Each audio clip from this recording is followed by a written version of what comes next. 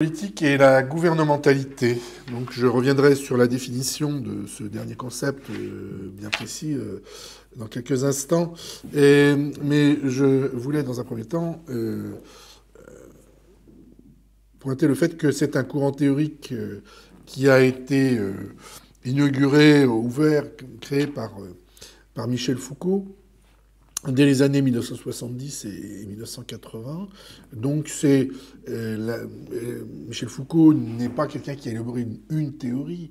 Je pense que vous connaissez Michel Foucault de réputation. Hein. C'était un philosophe d'une certaine manière, mais qui s'intéressait fortement aux sciences humaines et qui est quelqu'un qui a créé des approches théoriques qui ont été fortement retenues, qui ont eu un fort impact en sociologie, en histoire et dans d'autres domaines, en épistémologie et dans d'autres domaines des sciences humaines et en sciences politiques, bien sûr, et qui a écrit plusieurs ouvrages donc considérables, une série d'ouvrages consacrés à la question du pouvoir sous toutes ses formes et qui notamment sont parus dans les années 1970 et au début des années 80, puisque, comme vous le savez sans doute, Michel Foucault est mort en 1984 assez jeune. Et il n'a pas créé une école à proprement parler, théorique, comme l'a fait Pierre Bourdieu, par exemple, en sociologie, mais il a laissé une œuvre tellement importante et tellement pertinente que ses travaux ont été repris et sans cesse retravaillés, adaptés dans différentes disciplines et en sociologie pour la question du pouvoir qui structure le système social. Donc l'idée principale qu'a défendue Foucault, pour ce qui nous intéresse, c'est que le système social est structuré par une logique du pouvoir qui n'est pas une logique du pouvoir qui se résume au pouvoir que pourrait avoir une classe dominante, par exemple, que serait la bourgeoisie ou que serait la classe politique. Ou la classe capitaliste, etc., ceux qui détiennent le capital. Donc ça n'est pas une approche marxiste, ça n'est pas une approche de classe sociale, c'est une approche qui considère que le pouvoir est non pas entre les mains de certains groupes sociaux, mais s'immisce plutôt dans les relations entre les acteurs et dans le fait que ces acteurs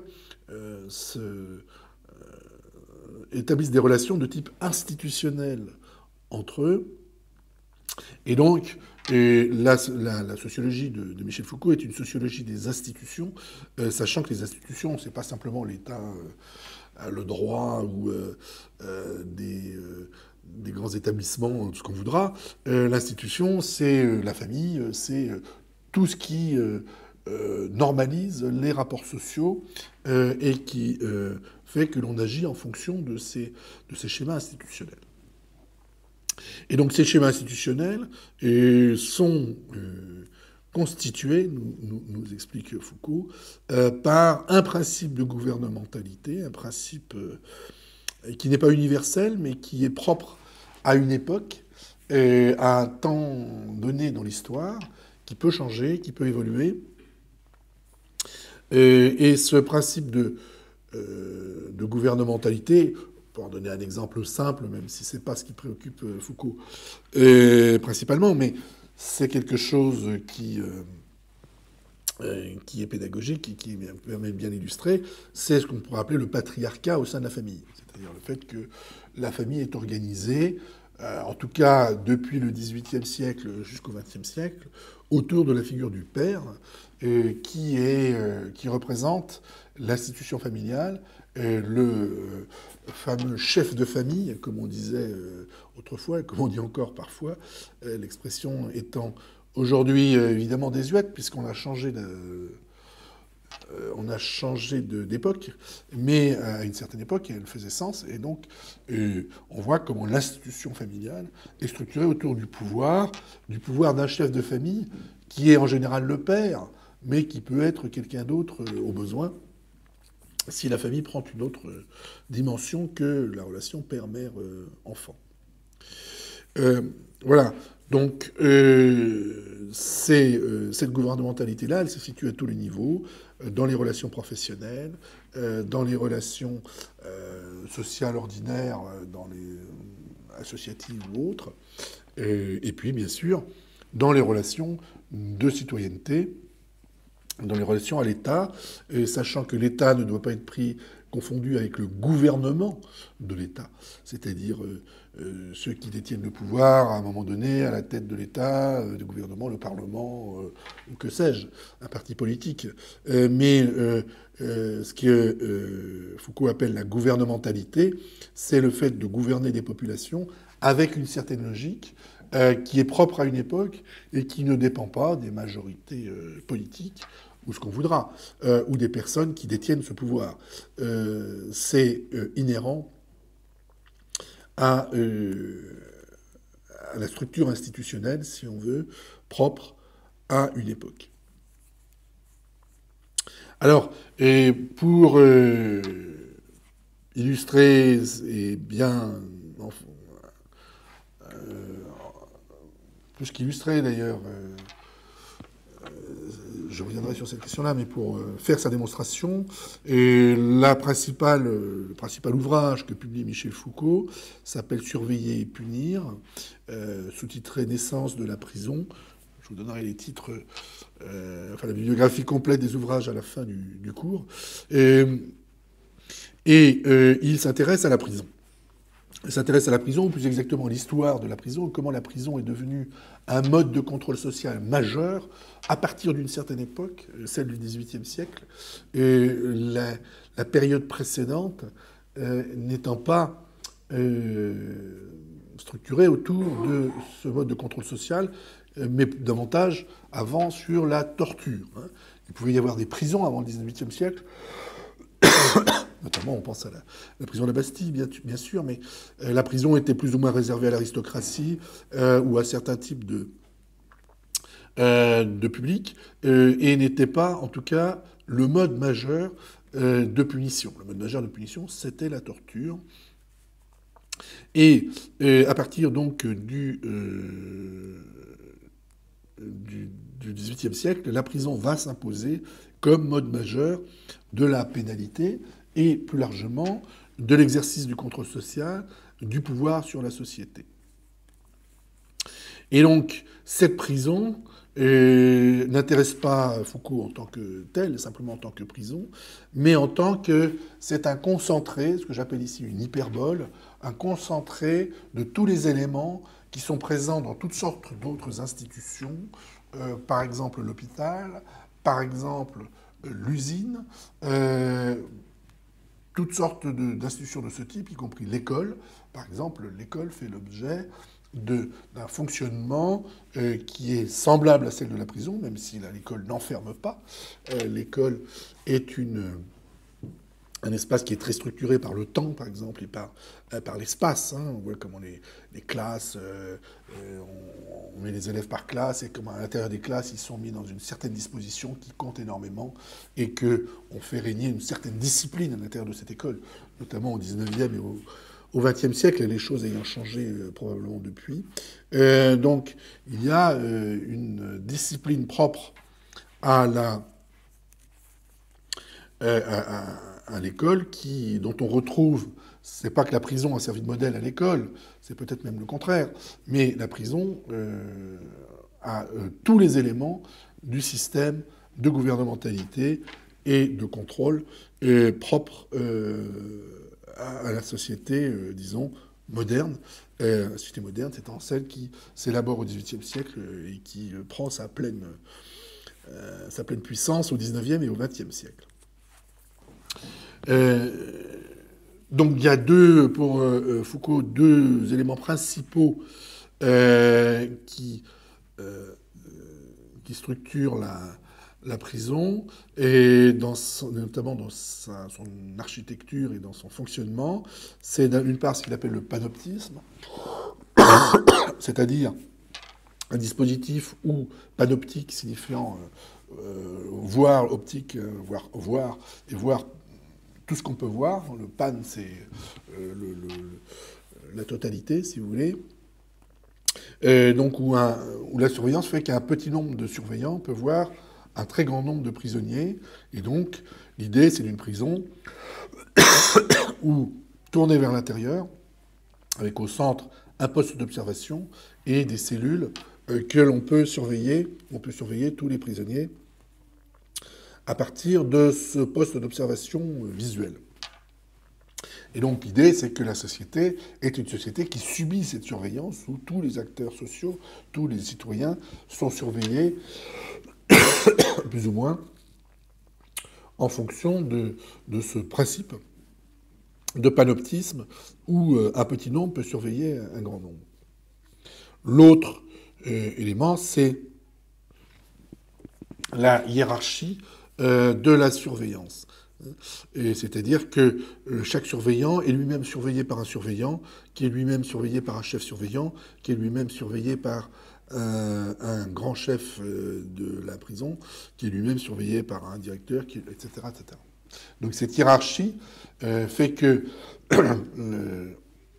l'action et les dispositions d'action de chacun des surveillants notamment, est surdéterminée par le dispositif hiérarchique. C'est le dispositif hiérarchique qui, très clairement, structure l'action de chacun des surveillants.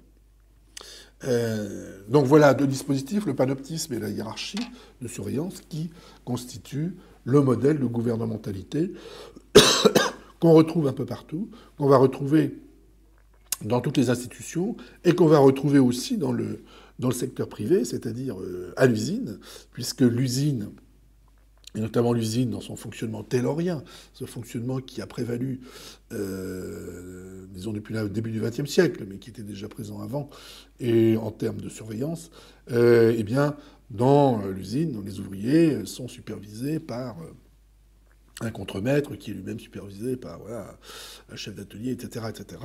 Et ici, il n'y a pas de prisonniers à surveiller, mais des machines et de la production. Mais le système de panoptisme et le système de hiérarchie de surveillance fonctionnent très bien dans la logique industrielle. Alors, donc, ce sont les dispositifs de gouvernementalité que je viens d'évoquer ici, de la période moderne, panoptisme et hiérarchie, mais ils sont complétés et combinés avec des dispositions à perpétuer ce contrôle social et cet ordre social. Ces dispositions, c'est celle de la discipline. C'est-à-dire que on attend des acteurs sociaux qui se conforment à des normes et qui soient disciplinés.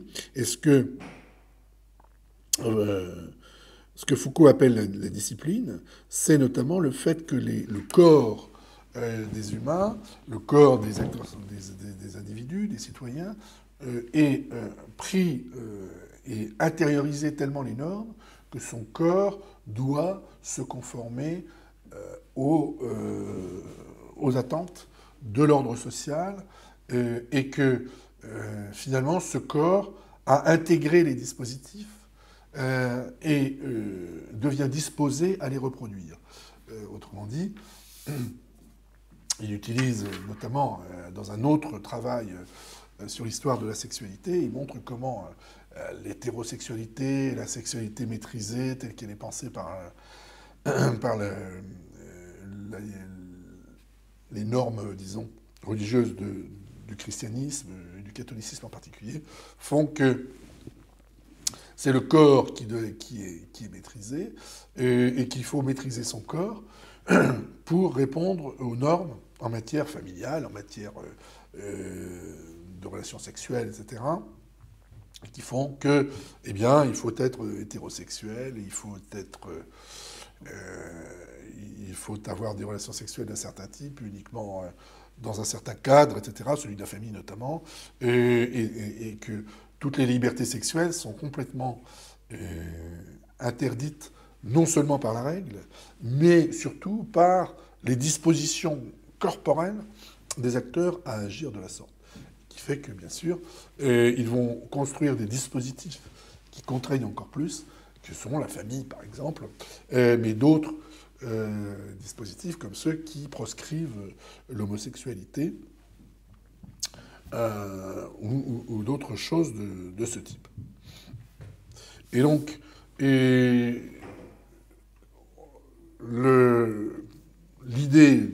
de ce que Foucault appelle le quadrillage disciplinaire, c'est la manière dont les dispositifs de surveillance et de contrôle eh bien, contribuent à produire la discipline interne au sein des dispositions des acteurs sociaux et à le reproduire, c'est-à-dire que ceux qui sont en fonction de surveillance ou de faire appliquer les normes en tout cas, eh bien, ont eux-mêmes des dispositions disciplinaires très fortes et vont quadriller la société pour que cette discipline normative s'applique à tout un chacun. Et que ceux qui tentent d'y échapper eh bien, soient sévèrement sanctionnés et qu'ils soient sévèrement sanctionnés dans le corps. Et donc, du coup, la prison devient effectivement le modèle de contrôle social. Alors, vous me direz, en quoi la prison s'inscrit-elle dans le corps? Puisque justement, ce n'est pas une torture. Eh bien, elle s'inscrit dans le corps sous une autre forme qui est la rétention des déplacements, le fait qu'on ne puisse pas se déplacer comme on veut, ou on se déplace d'une certaine manière, et que le corps est sans cesse soumis à ce dispositif d'ordre social parfait, ou supposément parfait, que constitue la prison, avec ses cellules, avec son panoptique, avec ses circulations et avec ses privations de liberté. La privation de liberté n'étant pas simplement une punition, la privation de liberté est aussi une manière de réapprendre la discipline. C'est-à-dire que la prison est censée discipliner les corps dans leur rapport à l'espace, dans leur rapport aux autres acteurs sociaux, dans leur rapport à l'institution, bien sûr, etc. Et donc le corps doit être mis à disposition, d'une certaine manière, de l'institution. C'est ainsi qu'on doit reconstruire de nouvelles dispositions, c'est-à-dire que l'ordre moral, au sein des...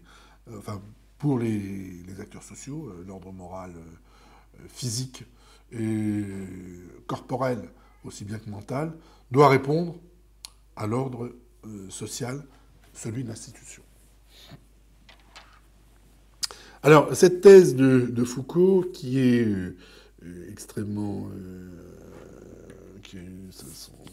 suivie, qui est extrêmement fortement développée à une certaine époque, et correspond, vous le comprenez, à cette époque moderne. C'est-à-dire que elle correspond à cette prison du 19e et du 20e siècle, elle correspond à l'usine, à l'entreprise, à la production industrielle, qui est évidemment aujourd'hui beaucoup moins centrale dans la société.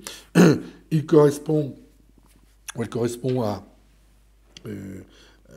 une époque où les institutions jouaient un rôle extrêmement puissant de normalisation, qu'aujourd'hui elles jouent beaucoup moins, puisqu'on estime, je vous renvoie à mes cours précédents, où la question de l'individu, du sujet individuel et de son pouvoir est une dimension prévalente, et qui donc n'est plus dans une logique de discipline, de conformation à la norme dominante, mais qui doit faire des choix individuels qui sont conformes aux attentes générales de la société.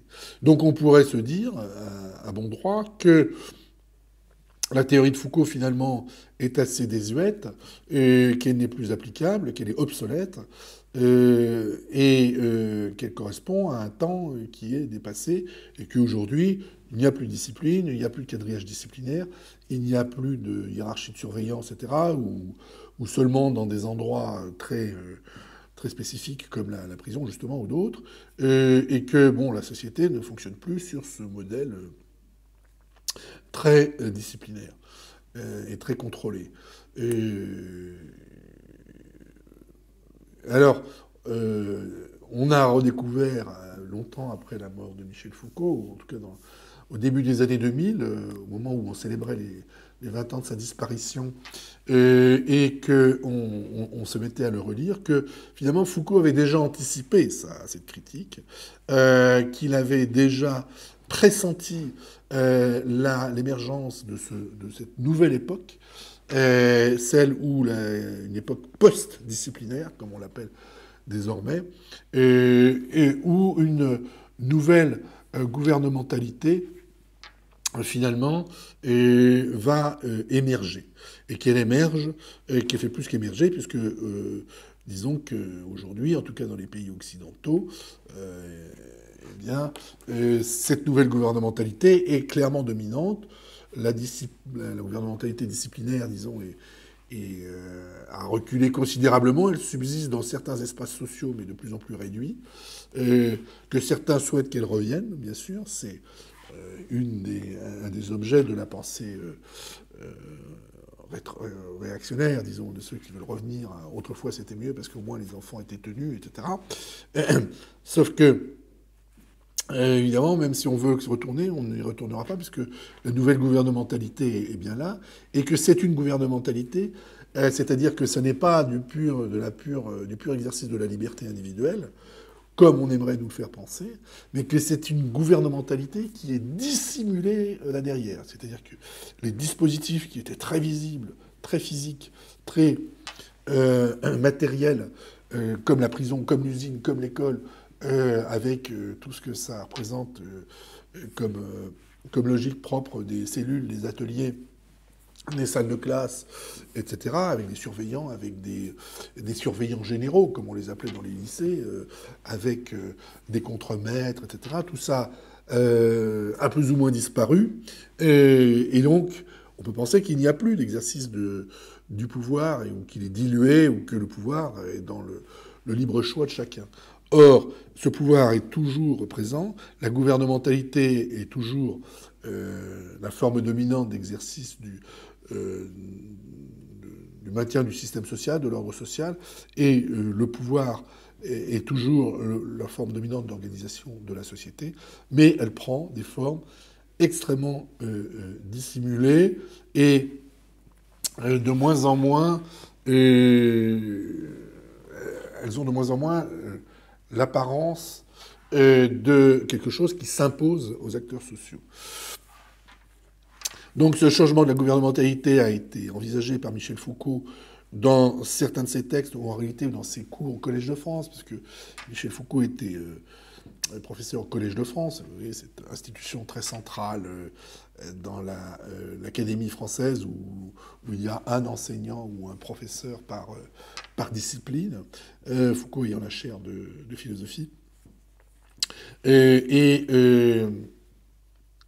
Donc ces cours au Collège de France ont été retranscrits et publiés au début des années 2000, et on redécouvre d'anciens textes comme celui de Gilles Deleuze, qui était un proche de Foucault, un philosophe lui aussi, qui est quand même assez connu, je ne vous le présente pas, ou à défaut, allez voir sur Wikipédia qui était Gilles Deleuze, et un très grand penseur de son époque. Et donc, Gilles Deleuze écrit un texte sur la société de contrôle qui vient en complément des travaux de Foucault, c'est-à-dire qui montre comment la société de contrôle est une société qui est une société post-disciplinaire, où l'institution est toujours présente, mais sous une forme beaucoup moins présente, dans la mesure où beaucoup moins visible, pardon, dans la mesure où elle ne s'impose pas directement aux individus. Autrement dit, il y a de moins en moins de contraintes et de coercition, et de plus en plus de consentement. On prend un exemple très simple que cite Deleuze d'ailleurs. les barrières. Aujourd'hui, on est confronté à toutes sortes de barrières pour rentrer dans un parking, pour rentrer dans un immeuble, pour rentrer dans un lieu de travail, pour rentrer dans un ministère, pour rentrer dans une école, une institution, il y a des barrières. Et ces barrières s'ouvrent et se ferment avec ce qu'on appelle couramment un badge, ce qu'on voudra, une carte, bon, qui fait que la porte s'ouvre, que la barrière s'ouvre, et que donc celui qui détient le badge a l'illusion de la liberté. Il peut rentrer et sortir librement. Sauf que son badge est prévu pour ne le laisser entrer ou sortir qu'à certains endroits, à certains moments, pardon, pas évidemment dans son immeuble, mais dans certains lieux particuliers. Évidemment que, notamment dans des lieux un peu institutionnellement importants, le badge personnel fait que ça enregistre le fait qu'on entre ou qu'on sorte, et que c'est particulièrement vrai sur les lieux de travail. C'est-à-dire que maintenant, le nombre de salariés disent « j'ai badgé ». J'ai badgé, ça veut dire que j'ai passé ma carte qui va dire à quelle heure je suis arrivé et à quelle heure je suis parti, à la seconde près. On voit bien comment ce qui est apparemment une liberté qui est offerte d'entrer et de sortir, et qu'on a l'impression que c'est nous qui contrôlons la porte, eh bien, peut être aussi, par la même occasion, un instrument de contrôle très puissant par l'intermédiaire d'un dispositif technologique de l'action sociale et qui fait qu'on ne fait pas n'importe quoi. Et donc, le fait de détenir un badge crée l'illusion d'une liberté et la contrainte, c'est simplement non plus une contrainte qui s'impose à soi par son corps, mais un contrôle qui est opéré par, non pas forcément par un chef ou un surchef ou un hyper-chef, mais par un dispositif technique.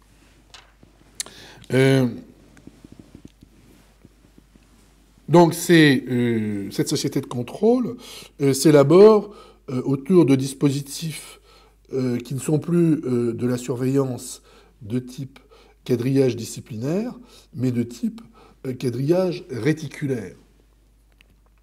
C'est-à-dire que réticulaire est une notion qui renvoie à réseau. C'est l'adjectif réseau réticulaire. L'adjectif qui correspond au substantif réseau. Donc c'est un système de réseau, c'est-à-dire que contrairement au système de surveillance qui était vertical et hiérarchique, comme on l'a vu tout à l'heure, ici, on a un système de réseau, un système de contrôle qui est en réseau, c'est-à-dire qui est horizontal, et qui fait que le contrôle se fait par des machines entre des gens qui ont pas forcément un statut différentiel. Si on prend le travail, l'entreprise, là où autrefois il y avait des équipes qui faisaient ce que leur disait le contremaître, et les contremaîtres disaient ce que faisait, disons, l'ingénieur, enfin peu importe. Et là, on a des équipes qui sont de plus en plus autonomes, hein, je vous l'avais expliqué déjà, je crois, qui travaillent autour d'un projet, elles doivent réaliser quelque chose.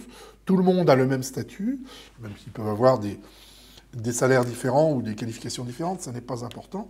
Ils ont le même statut dans le rapport au travail et à la production, mais si vous me passez l'expression, ils se tiennent à barbichette entre eux, c'est-à-dire qu'ils sont tenus par le fait que ce travail doit aboutir et qu'ils doivent y consacrer le temps et l'énergie nécessaires, et que si on décroche, c'est l'autre qui va vous rappeler à l'ordre. Donc on a un contrôle qui s'opère de manière horizontale et dans lequel des objets techniques, pas forcément un badge, mais un ordinateur, qui sait combien de temps vous travaillez, qui sait qu'est-ce que vous avez produit comme activité dans ce temps, eh bien, est un instrument de contrôle qu'on s'impose à soi-même. Parce que comme on sait qu'on doit finir le boulot, eh bien, l'ordinateur vous dit où vous en êtes de la progression de votre travail, celle des autres, à travers le mail, par exemple, hein, qui est les fameux boîtes mail et échanges mail, qui sont un instrument de contrôle du temps de travail, mais du rythme de travail, etc.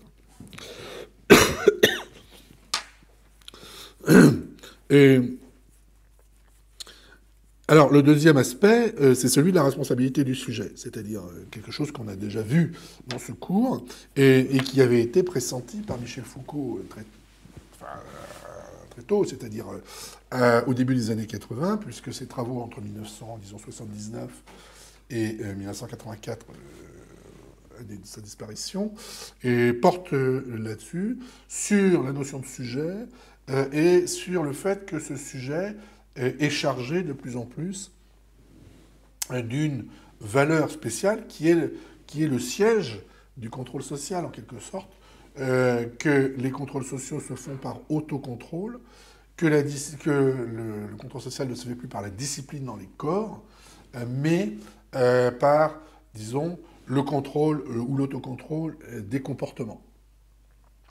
Et que on a franchi une étape, et on a changé d'époque de ce point de vue-là. Et Foucault, par exemple, dans un texte qui a été découvert au début des années 2000, fait une critique du néolibéralisme, en tout cas une critique ou une analyse plus exactement, qui est une pensée néolibérale qui n'est pas nouvelle, qui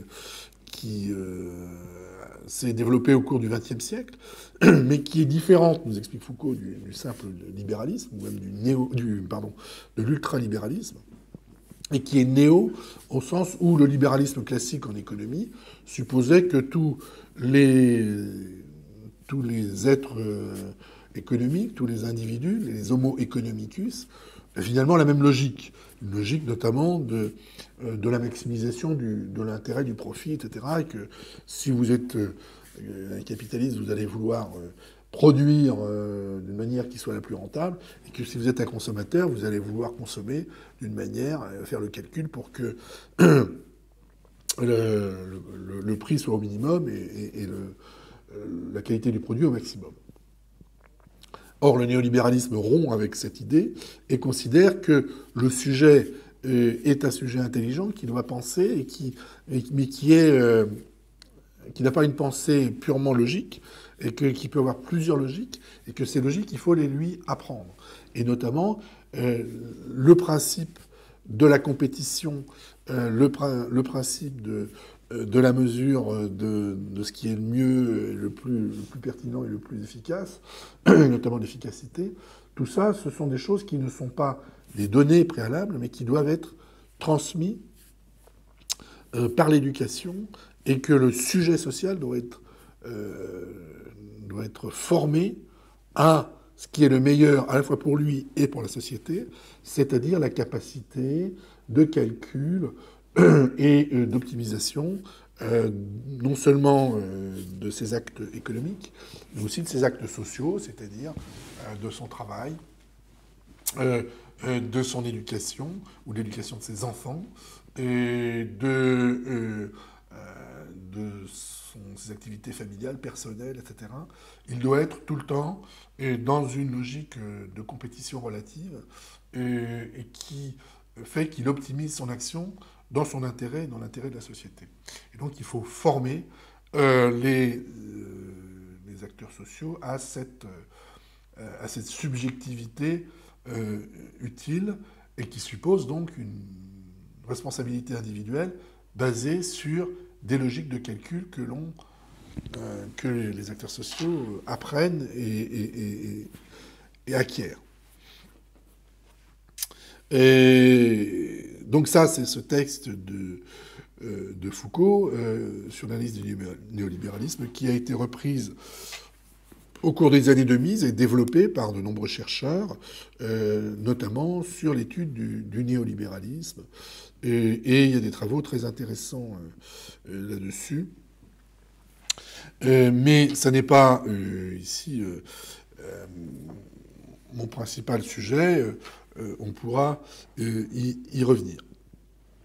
Donc au total, l'idéologie néolibérale qui semble s'imposer à partir des années 80-90 dans le monde occidental et suppose donc une forme de contrôle par soi-même.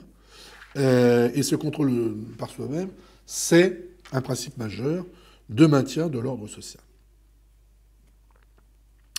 Alors, je n'irai pas donc sur le terrain parce que c'est un vaste terrain et que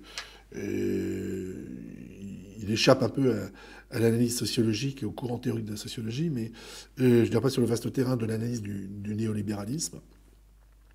Parce que on peut considérer aussi que finalement cette approche-là n'est pas seulement néolibérale. C'est pas si l'idéologie néolibérale l'a bien montré, ou l'idéologie ou ce qu'on voudra, hein, les travaux, la recherche, vraiment, et le discours néolibéral qui est vraiment un grand discours qui s'est élaboré pas seulement en économie, mais dans différentes disciplines au cours des 30 ou 40 dernières années. Si cette idéologie néolibérale a bien cette idée que la responsabilité du sujet doit être le principe de l'ordre social et qu'elle ne parle pas des dispositifs technologiques, entre parenthèses. Et surtout, cette idée-là s'est développée suffisamment, y compris chez les gens qui ne sont pas dans une idéologie néolibérale par ailleurs.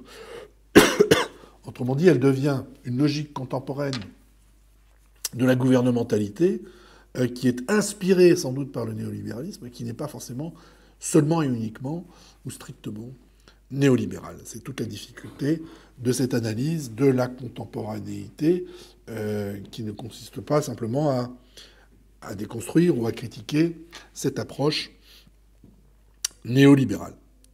Alors, si on veut adopter ce que font certains auteurs et l'approche de Foucault en maintenant la question de comment s'exerce le contrôle social, quels sont les dispositifs et les dispositions de maintien de l'ordre social, on reprend la méthode de Foucault qui consiste à considérer que la pénalité, c'est-à-dire le fait de pénaliser ceux qui ne sont pas conformes à l'ordre social, est la forme suprême, la forme hyperbolique, le concentré, le condensé du modèle de gouvernementalité qui est à l'œuvre. Et donc, un certain nombre d'auteurs anglo-américains, notamment, là, je vous cite deux auteurs qui ne sont pas traduits en français. Vous avez... ils sont peu cités par les Français. Vous bénéficiez de cette approche assez rare. Et donc David Garland et Bernard Harcourt. Bernard Harcourt, qui, comme son nom ne l'indique pas, est américain. Et bien, s'intéressent, ils sont, disons, plutôt criminologues, mais ce sont des vrais sociologues de la pénalité. Ils reprennent à leur compte la thèse de Foucault dans la période actuelle, examinent en quoi l'ère post-disciplinaire est actuelle et en quoi elle consiste. Et donc, il y a deux aspects qui se dégagent. D'une part, un mode de contrôle des déviances et de la pénalité, donc, qui est, qu'on a nommé actuariel, dont je vous ai déjà un peu parlé, je crois, et l'autre, celui de la prison que j'appellerais comportementale, et que je vais examiner dans un deuxième temps. Donc, qu'est-ce que c'est que le modèle actuariel? C'est l'idée que finalement, si on incarcère les gens, ça n'est pas pour simplement leur apprendre à se comporter mieux. C'est premièrement pour diminuer le risque. Donc pendant que le temps ils sont incarcérés, le risque qu'ils commettent des actes, évidemment, réduit à zéro.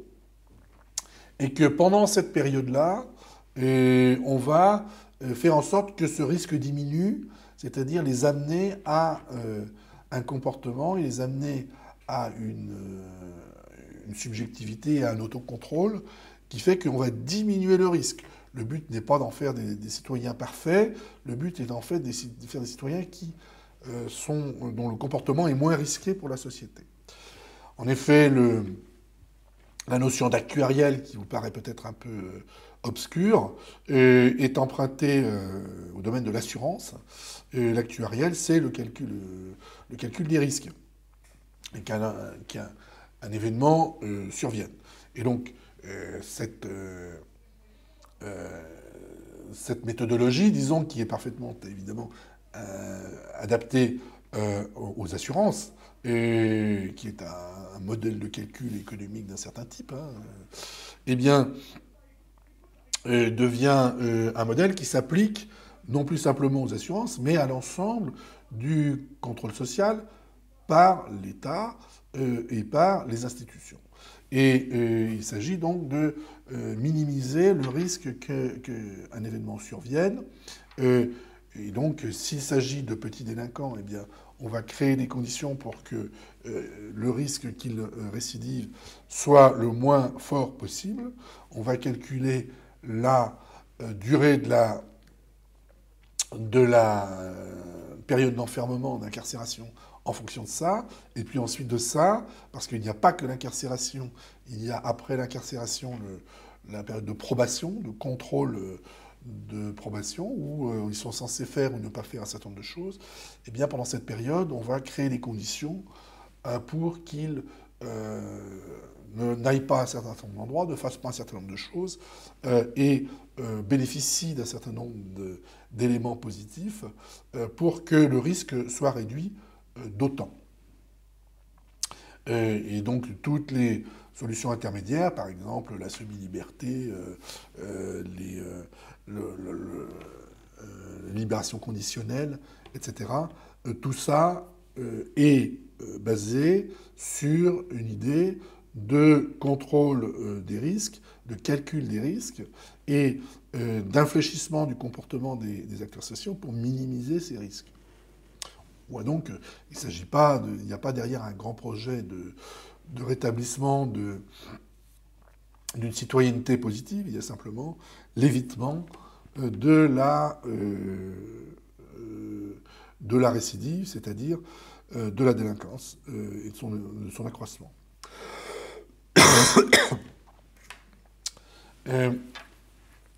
Alors l'autre aspect, c'est la question du fonctionnement interne de la prison. Puisqu'on l'a vu, la prison était quelque chose qui relevait du modèle disciplinaire. Or, il y a toujours des prisons. Sont-elles toujours disciplinaires? Eh bien, la réponse, c'est que les nouvelles prisons, en tout cas, même si effectivement les prisons classiques disciplinaires continuent de prévaloir, notamment en France, par exemple, et notamment dans les prisons classiques en France, mais de plus en plus aux États-Unis et même aussi en Europe, on a des prisons d'un genre nouveau que j'appelle prison comportementale. C'est pas les auteurs qui parlent de prison post-disciplinaire, mais je l'appelle comportementale parce que il s'agit pas tant d'imposer une discipline que de favoriser, là encore, les comportements des prisonniers. Alors, en quoi est-ce que ça consiste? Là, la surveillance se fait par des caméras et par des barrières, par des portes qui s'ouvrent, non plus avec des clés, mais avec des badges. On voit bien comment le système de badgeage et de barrières est finalement, là encore, une diffusion dans l'espace social de quelque chose qui est carcéral dans son principe. Et donc, l'accès ou le non-accès dans tel ou tel espace est plus ou moins libre en fonction du comportement que ont les prisonniers, les détenus. Plus un détenu a des comportements qui sont conformes aux attentes normatives du règlement pénitentiaire, du règlement des prisons, plus on va lui laisser de liberté, entre guillemets, c'est-à-dire, en fait, moins de contraintes. Il va pouvoir aller plus régulièrement à certains endroits, il va avoir accès à certaines choses, etc.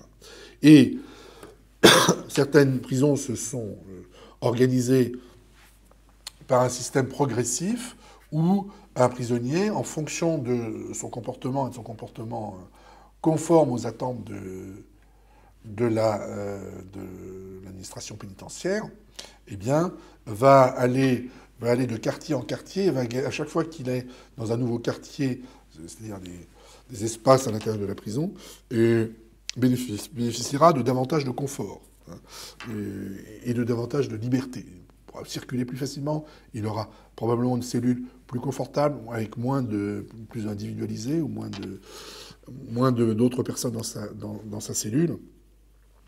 Et puis, il va pouvoir bénéficier de l'accès à un certain nombre de choses, comme par exemple à l'informatique, au téléphone, pas au téléphone portable, mais à euh, plus de communication avec l'extérieur, etc. Et donc, c'est ce que les Québécois qui ont beaucoup développé ce système dans leur système pénitentiaire appellent le système bonbon.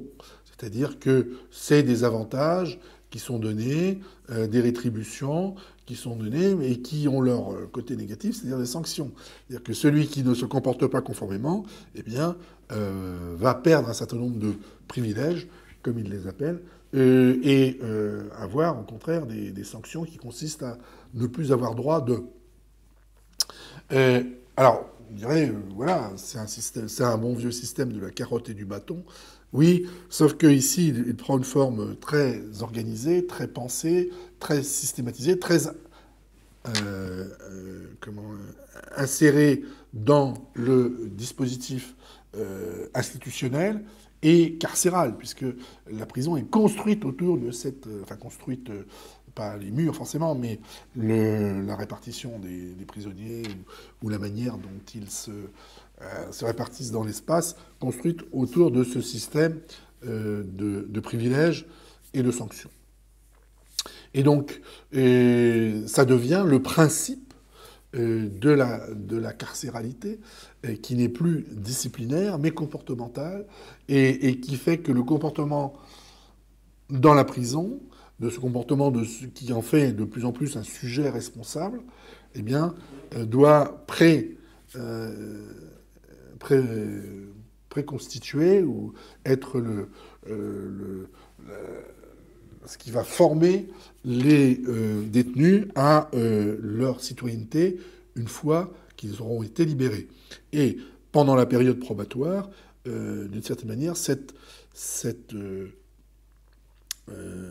bonne volonté comportementale, cette adéquation du sujet aux attentes normatives de la société est mise à l'épreuve.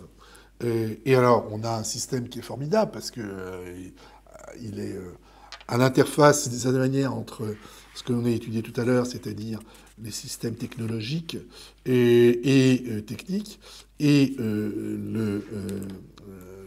la gouvernementalité. C'est le bracelet électronique, hein.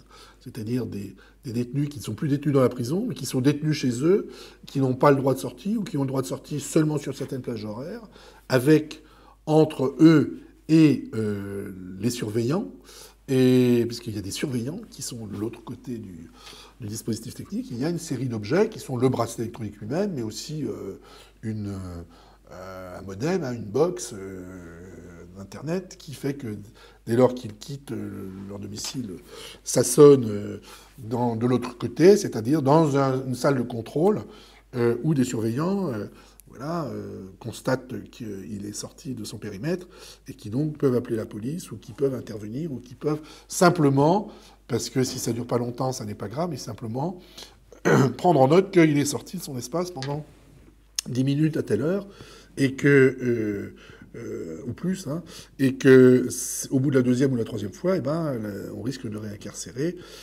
Donc on voit comment ce dispositif technique que constitue le bracelet électronique et tous les éléments technologiques et informatiques que ça suppose, eh bien, est un élément de contrôle du comportement et qui est censé susciter une subjectivité comportementale positive chez en l'occurrence, le détenu qui n'est plus un détenu et qui est en tout cas un condamné.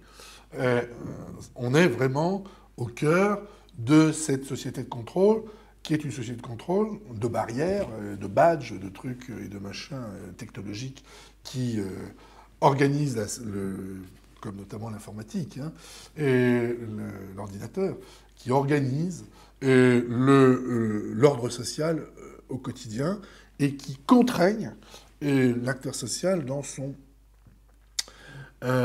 ses agissements, dans son comportement, dans son action. Et évidemment, dans le cas de la prison, de l'incarcération, du bracelet électronique ou de l'approbation, il s'agit d'un contrôle maximal. On voit bien quoi c'est du contrôle. On le voit moins quand il s'agit de badger à l'entrée et à la sortie de son immeuble ou de son travail. Mais pourtant, c'est le même principe qui est à l'œuvre. C'est un principe de gouvernementalité qui s'est emparé de cette logique des dispositifs techniques et des dispositions à s'y adapter, et qui suppose que le comportement soit en conformité parfaite avec des attentes normatives qui sont portées par des dispositifs techniques. Et on en voudra pour preuve qu'on trouve des éléments absolument semblables, donc de dispositifs techniques de contrôle et de dispositions d'autocontrôle dans l'organisation du travail.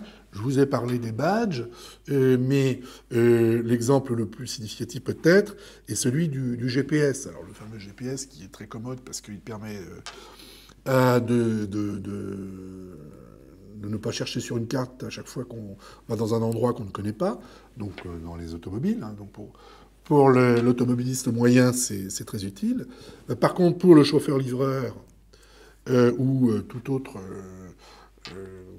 disons, conducteur de camion, etc., ça devient un fil à la patte total, puisque son patron sait exactement où il est allé, combien de temps il a passé pour livrer, par quel parcours il est passé, et quand est-ce qu'il s'est arrêté pour manger ou pour dormir. Et donc il y a un contrôle absolu de l'activité non seulement des camionneurs qui font des longs parcours, mais aussi tout simplement du chauffeur-livreur qui doit livrer un maximum de choses dans sa journée et passer un minimum de temps chez chaque client pour livrer. Et ça renvoie à la procéduralisation du travail aussi dont je vous ai parlé. Quand les équipes doivent élaborer un projet, eh bien, elles sont hyper contrôlées, notamment par les ordinateurs ou par les robots qui imposent leur rythme au travail. Et puis, il y a la flexibilité. Alors, quand je parle de la flexibilité, ici, ce n'est pas la flexibilité de l'emploi, mais c'est la flexibilité plutôt du travail. C'est-à-dire que le travail doit sans cesse s'adapter aux changements techniques qui peuvent être changés d'un jour sur l'autre, presque. Sur des chaînes de production, eh bien, il faut, à un moment donné, changer l'organisation du travail parce que l'atelier ne produit pas les mêmes produits et qu'il faut s'adapter. Donc, il faut être flexible pour être adapté à ce nouveau mode de production qui change en permanence. Et j'ai cité encore la santé, là. C'est un exemple aussi très, très parlant, parce qu'on peut dire, la santé, là, ça échappe, parce que, bien non, ça n'échappe pas du tout. Vous avez, comme moi, dans la poche, une fameuse carte de sécurité sociale, une carte vitale. Alors, le terme vital est très intéressant, parce que c'est l'impression que ça vous sauve la vie, cette carte verte, que c'est votre carte qui garantit votre santé, puisque ça garantit les remboursements par la sécurité sociale, mais en même temps, évidemment, comme dans cette carte vitale et dans le terminal qui est de l'autre bout, il y a toutes les informations sur les soins qui vous sont donnés, etc. Toute ordonnance de médecin peut être stockée dans un big data, c'est-à-dire dans un disque dur qui va contenir toutes ces informations et pouvoir les contrôler. Et ça permet de contrôler votre santé, la manière dont vous soignez ou pas, et dont vous prévenez un certain nombre de choses, et en faisant des tests de ci ou de ça. Mais ça permet aussi de contrôler les médecins pour ne pas qu'ils donnent, par exemple, trop de jours d'arrêt maladie, et parce que ça coûte cher à la société.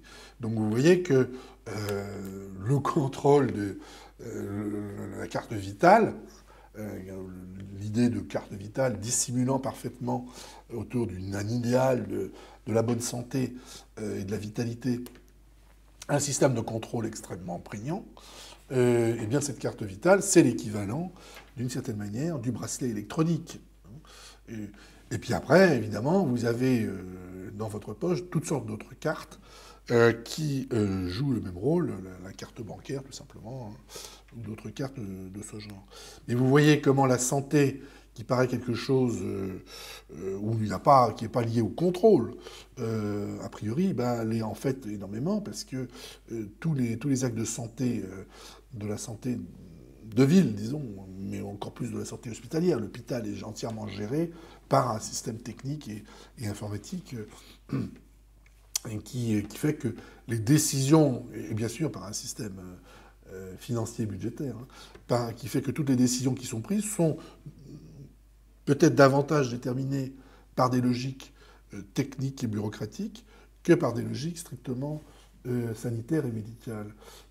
Et puis évidemment, après, vous avez la santé au travail, la santé scolaire, etc., qui eux aussi vont être considérablement informatisés, considérablement déterminés par des dispositifs techniques où hein, la norme est implantée dans le système technique et s'impose aux acteurs sociaux, que ce soit les soignants, que ce soit les soignés, et leur impose un mode d'approche de ce soin autour d'une norme, tout en maintenant l'illusion que c'est eux, sujets indépendants, qui font ces choix. Et que c'est le meilleur pour eux. Hein, c'est la carte vitale. Donc, voilà, c'est le monde tel qu'il s'élabore actuellement, et le sociologue est appelé à saisir cette réalité-là, de ce contrôle omniprésent, et de ce contrôle qui n'apparaît pas comme tel, qui apparaît comme participant des choix subjectifs faits par les acteurs sociaux, mais des choix subjectifs qui sont en réalité surdéterminés par des dispositions qui sont créées pour faire en sorte que, hein, comme par exemple le fait qu'on habitue très jeune les enfants à se familiariser avec les objets techniques de type informatique, tablette, est-ce qu'on voudra, et contribue à forger les dispositions à ce contrôle par les objets et à cette normalisation par les techniques informatiques ou autres.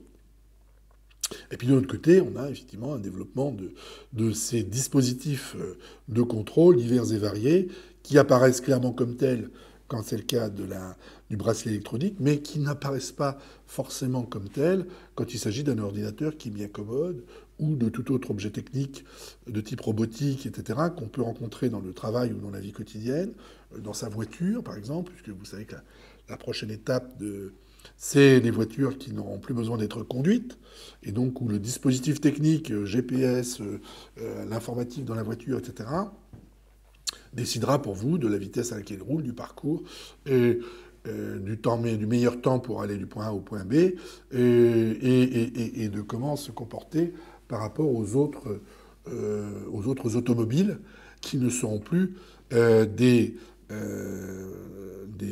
conducteurs, des automobilistes, mais qui seront juste des passagers, l'automobiliste étant la voiture elle-même.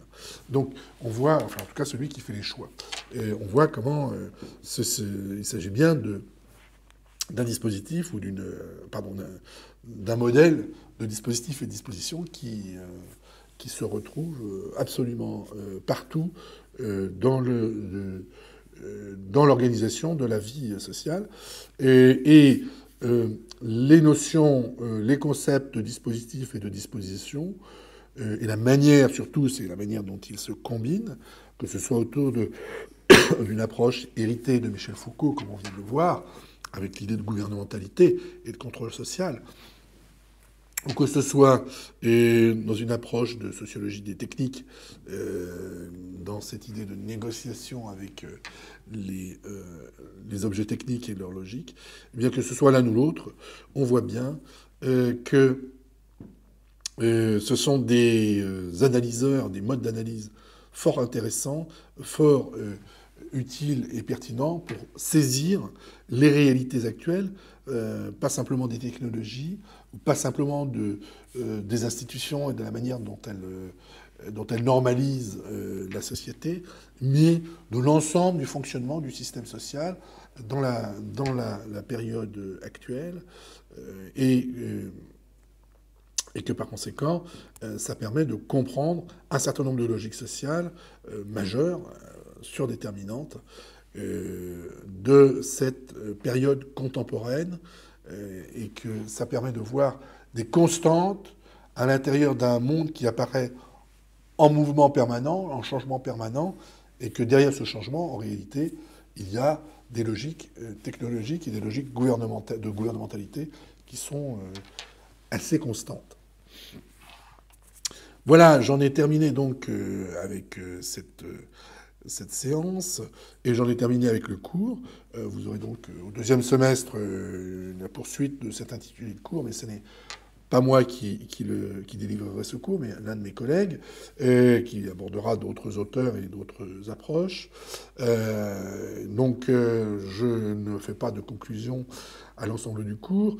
Je vous incite à reprendre les choses depuis le début, ne pas tout regarder peut-être ou tout voir, mais prendre un certain nombre d'éléments dans les cours précédents pour les revoir, des passages, pour essayer de voir quelle cohérence il y a là-dedans, dans l'examen notamment de la société contemporaine, et quelle passerelle existe entre ces différents courants théoriques, qui ne sont pas simplement juxtaposés, mais qui constituent des angles d'attaque, des perspectives différentes sur un certain nombre de processus que j'ai essayé de vous faire voir à travers ce cours aussi, des perspectives différentes qui se complètent.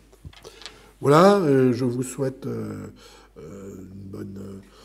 de bons travaux autour des travaux dirigés de ce cours, une bonne lecture des textes, donc vous verrez qu'ils sont parfois difficiles, mais que c'est un cours théorique, et donc ceci explique cela. Et donc, pour ce qui est d'évaluation, vous pourrez vous rendre sur le site internet et vous verrez comment l'évaluation se passera. Donc, nous n'aurons sans doute pas l'occasion de nous revoir, puisque je n'assure pas de cours au second semestre. Je vous souhaite de bonnes études et je vous souhaite une pleine réussite. Au revoir, à bientôt.